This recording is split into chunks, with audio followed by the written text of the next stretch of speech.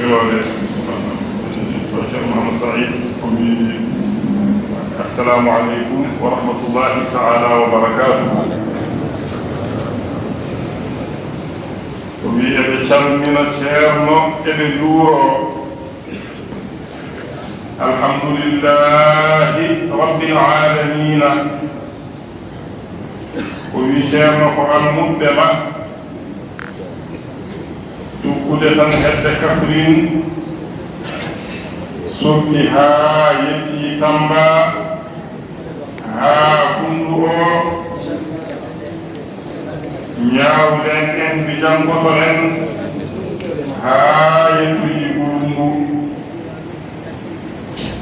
e diiwan Sankañi en e gure ɗe o anndaa no foti haa yettoyi Gambi o gaarawol en koyna en e ko yogitii toon fof haa Sinthiane Koundara en haa yettii ɗo. Ko wi kamɓe fof eɓe dari e anniya gooto salminde e juuraade e ɓeyditoraade e hesɗitinde almudaagal mumen e girgol maɓɓe e jolitagol maɓɓe to Allah e to nelaaɗo muɗum sallallahu alayhi wa sallam e to cheikhana Ahmada Tidiani radiyallahu taala anhu e to ceerno e seeranɓe mum e ɗo moɗon ɗo. Ko ɗum nde woni haaju o, ɗum woni dawol ngol, sabu Allah e nelaaɗo muɗum ne kadi sallallahu alayhi wa sallama eɓe lomtii almuɓɓe ɓe fof e juuragol ngol, eɓe lomtii heen jinnaaɓe maɓɓe haa yettoyii Baaba Adama e wonɗon felo. Allahumma salli ala sayyidina Muhammadin wa sallim. Jaɓoɗon kadi almuɓe moɗon diwan ga Pakkane Paccane Bisabor Kantora ɓenne fof gari ene calmina komene fof ɓe gari wowno ɓerde ɓe ceerno Ibrahima Dia woni diwan maɓɓe gane kadi Pakkane ceerno Ibrahima Dia leltiri ko wi diwan Paccane on e Pakkane e Kantora e Bisabor kamɓe fof ne kadi ɓe gari ɓe garino ɓe mbowno ardude ni ne kadi yaltodirde e yimɓe ɓe an yakaraɗo e Kolda e Kolda naaɓe fof tan dental ngal fof e kuumdi dental ngal fof.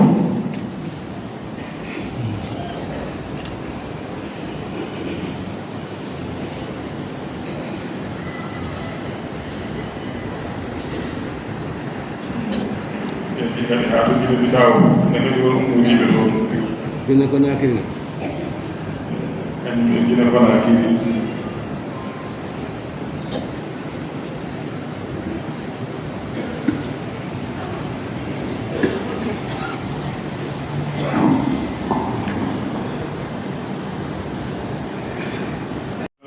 ceerno e yalluɓe ceerno o wi enen dental ngal bisimilla meɗen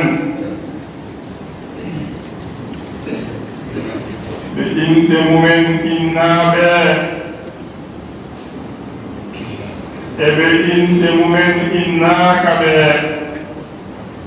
kamɓe fof bisimilla maɓɓe tawaaɓe ɗo e jonde hee ina lomtii ɓe tawaaka ɗo ɓe kamɓe fof bisimilla maɓɓe.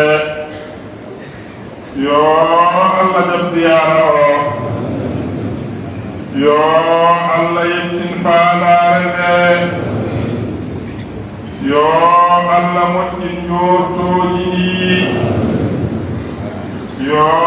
Allah humtu haajuuji ɗi, yo Allah jaɓan en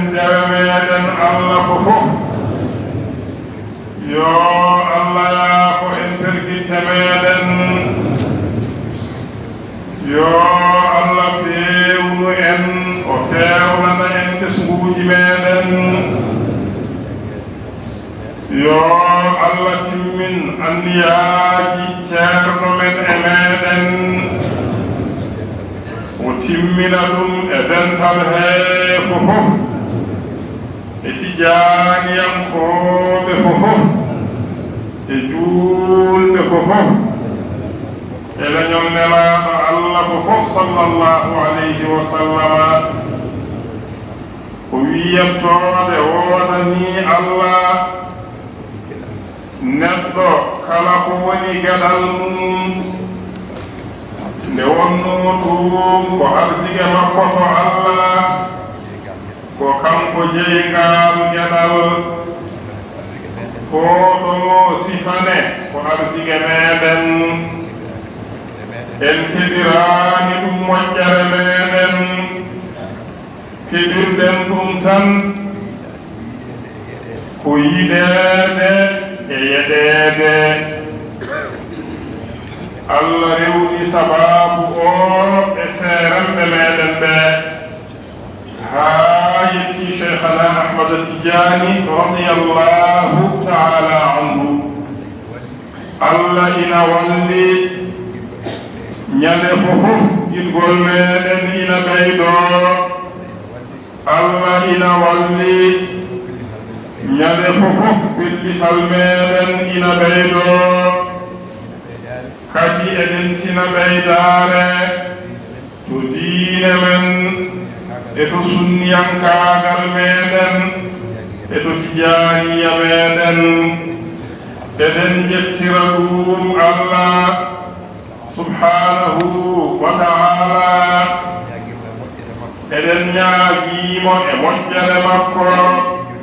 e njurundeeru makko e ɓural makko yo Allah tabitini en e ɗum kala ko etiɗen heen moƴƴinɗen yo Allah wallu en ɓeydaade moƴƴinde ɗum kala ko etiɗen tawa eɗen cajjiɗi yo Allah newnan en no timmitinirɗen ɗum enen e ɓesguuji meɗen kala yo Allah jokkan en enɗam yo Allah ɓeydu kawral e kawridinal yo Allah rokku en fandinde almudagal meɗen yo Allah juunnan en sababu dendinɗo en ɗoɗo yo Allah rokku en fandinde almudagal ngal yo Allah rokku en rewde e pele ceerno meɗen e ñeemtindemo ko suuɗi e ko feeñi bijaahi rasulillahi sallallahu alayhi wa sallam e barke cheikhana ahmada tidiani radiyallahu taala anhu bisimilla moɗon no moƴƴi bisimilla moɗon no moƴƴi اللهم صل على سيدنا محمد وسلم يا على جلون ان ورين انهان ورين انهان انن يبسكو جمالا خلا وركا ان فندو لهان وركا ان فندين moƴƴere wonde hende enen e ɓesguuji meɗen e tijaaniyankoɓe fofof e juulɓe fofof sabu barke Allah e nelaɗo muɗum sallallahu alayhi wa sallam ceerno wi enen fofof ɓeyden tiinaade e toppitaade diine o no moƴƴi e koye meɗen e ɓesguuji meɗen kala yo Allah newnu yo Allah wallu alhamdulillahi rabbil alamina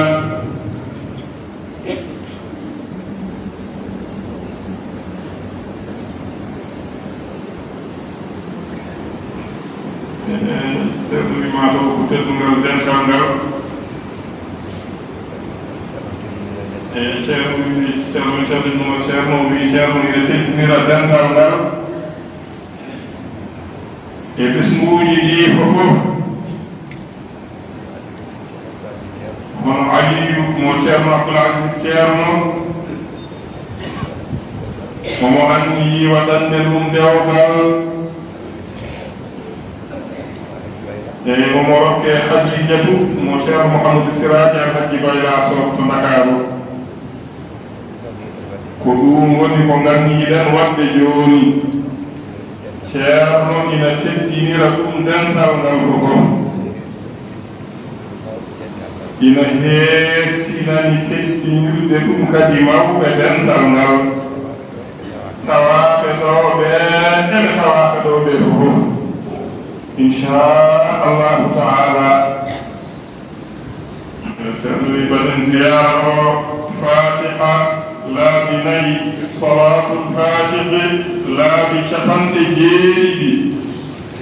fatiha laabi nayi salatul fatihi laabi capanɗe jeeɗiɗi ngam eɗen juurade ceerno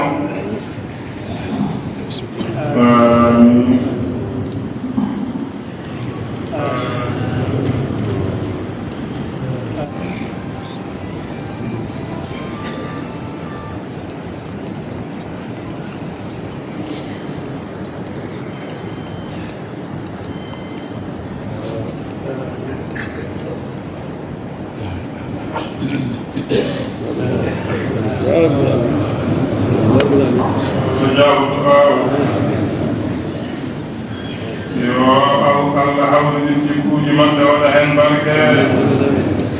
yo ko julɓe ngona yaltu heen yo Allah yaltini heen ngeñgol moƴƴol yo Allah waɗɓe heeriɓe almumɓe Cheikh Tidiane radiyallahu taala anhu yo Allah waɗan noon dewle ɓiɓɓe julɓe kumaaɓe hannde ɗe fof sabu barke Allah e nelaaɗo muɗum sallallahu alayhi wa sallam yo Allah heen julɓe ɗo ngoni fof e aduna heen yo Allah wat e leydi hee deeƴre e kawral e ndenka o waɗa ɗum e ley ndeele julɓe fof o waɗa ɗum ne kadi e aduna hee fof sabu barke Allah e nelaaɗo muɗum sallallahu alayhi wa sallam e sabu barke cheikhana Ahmad Tidiane radiyallahu taala anhu e sabu barke alqur'ani al-azim e barkeji ceerno men e seeremɓe makko radiyallahu taala anhum jami'an الحمد لله رب العالمين اللهم صل على سيدنا محمد وسلم مسلم كي يوريكو يونيم لأوله سبحا إكيلة يا الله والله جب الدعاء الفاتحة صلاة الفاتحة